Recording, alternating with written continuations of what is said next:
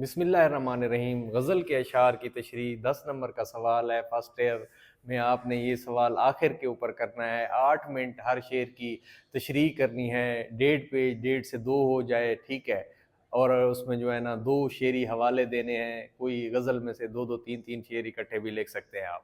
تو اس میں شاعر کا نام ہوتا ہے، اس کی جو ہے نا 1 جمع 3 جمع 3 یہ ترتیب بتا رہی ہے کہ یہ آپ نے ہر شعر علیحدہ علیحدہ کرنا ہے۔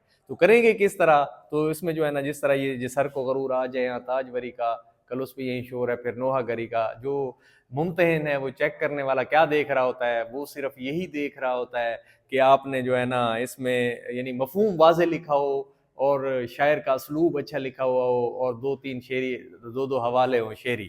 تو اب اس میں دیکھیں کہ جسر کو غرور آ جائیں تاج وری کا تشریح، پھر 5 7 لائنیں جو ہے وہ میر تقی میر کے حوالے سے بتائیں گے، پھر اس میں تشریح طلب شعر میں شاعر کہتے ہیں یہی مفہوم بیان کر دیں۔